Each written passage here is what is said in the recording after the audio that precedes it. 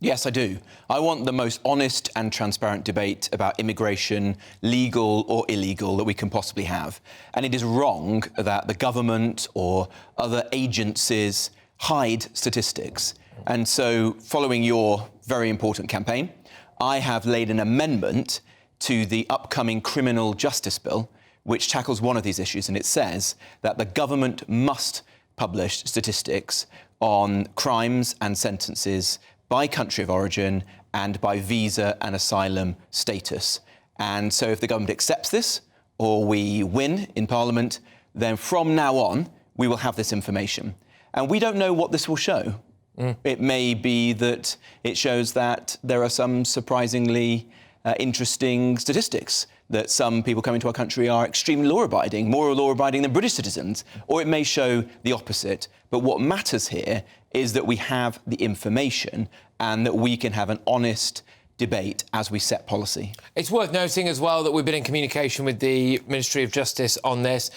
They initially said to us that they do hold the information, but it would cost too much money to be able to get it. We offered to pay for it. They've said, no, you can't pay for it. We're just not getting it. So I think the nation is really relying on your thing going through that. What's the kind of uptake been on it? How are you seeing that come to fruition? What would be the process in order to get that across the line? Well, we've laid the amendment and I've asked all MPs whether they would like to support me, and we've already had dozens of members of Parliament putting their names to it from all sections and wings of the Conservative Party, from Jacob Rees-Mogg to Robert Buckland. And I think that shows just how important it is that we actually have a proper, honest debate that is based on facts. And so it is incumbent on the government to get those facts into the public domain. I think that the public want to know who's coming into our country and what the economic, the fiscal and the societal impact of immigration is. And as I say, some of that will undoubtedly be positive. Yeah. Some will not. And we just need to make sure the facts are in the public domain. Absolutely. Just when you were Immigration Minister, you must have seen a bit behind the curtain. I know that we've spoken previously about some nefarious characters that unfortunately have made their way to our shores. Do you have any idea at all? Do you think that there is stuff that needs to be put out there when it comes to the potential for asylum seekers, some asylum seekers, to be committing crimes, really? I do, and I did see some very concerning incidents, for example, at the asylum hotels or the accommodation that the Home Office was housing people in, individuals committing sexual assault. And I think it's important that we actually get this information out into the public domain for the first time. There are people coming to this country who do us harm. There are people coming from countries who don't share our Western liberal values and attitudes towards women and minorities, and we need to be open and honest about that. And there are other countries around the world, Denmark, for example, that publishes data. I was recently in Texas, and in the United States, they publish data about the crimes and offences being caused by illegal migrants. Let's do the same here in the UK and have an honest debate. Yeah, it's about that, isn't it? It's about honest debate. It's about having all of the information at our disposal so we can have that debate.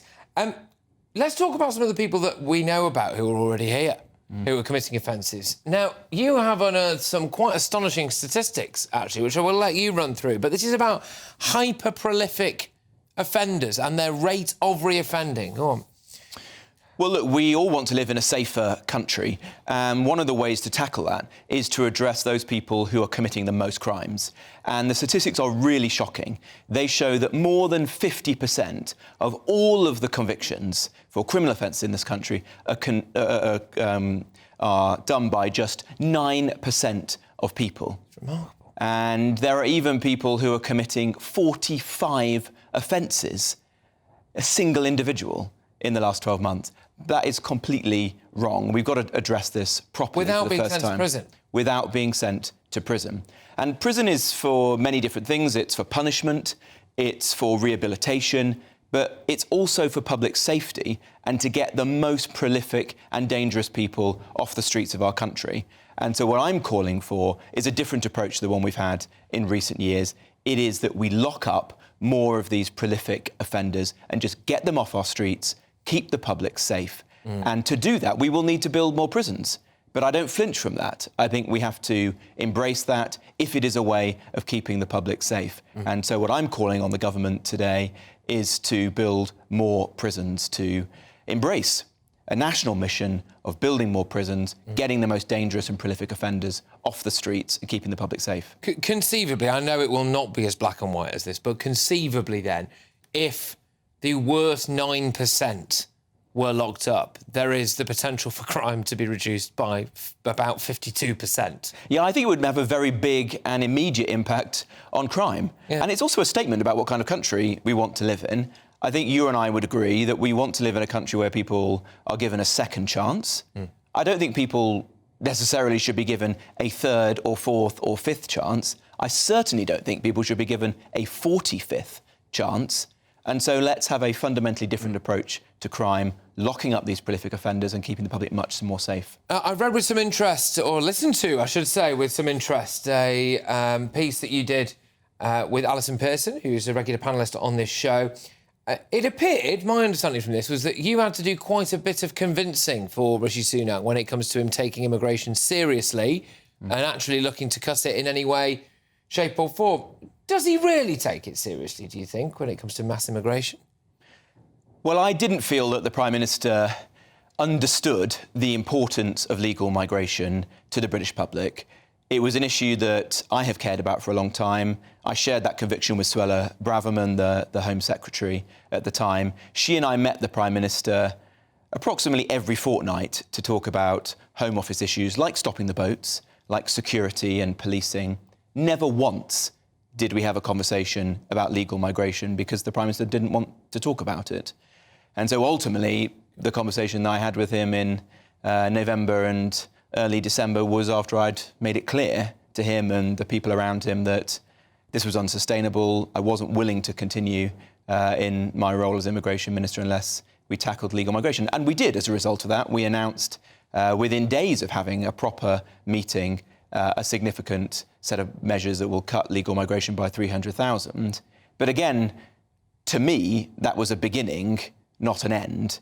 And since I left office, we've seen no further measures, whilst I think we need to get that down to the tens of thousands, something much more sustainable for this country. I think people will find it absolutely astonishing, especially for a Conservative Prime Minister. There appeared to be no real appetite to engage in the migration discussion, despite himself saying numerous times publicly that, you know, he really did have it as one of his top priorities. He wanted to reduce net migration. Look, there's a lot of noises, Mr Jenrick, about whether or not the Prime Minister will see it to the next election and what could happen to the Conservative Party after the next election if he does. Would you consider running for leader of the Tory party or being Prime Minister?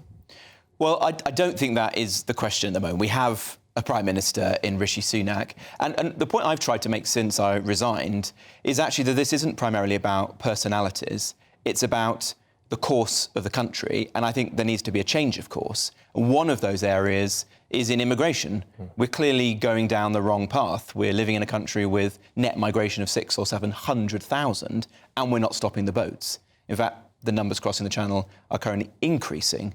So whatever happens before or after the next general election, what matters to me is that we have a fundamentally different approach to some of these key issues. And as we just discussed a moment ago, I would add to that crime, because I want a fundamentally different approach to how we keep our streets safe and we tackle those persistent offenders. Just so I'm clear on something before I let you get going, then when you were having your fortnightly meetings with the Prime Minister, predominantly about illegal immigration, would you try to talk about legal immigration and it was just battered away? Yes.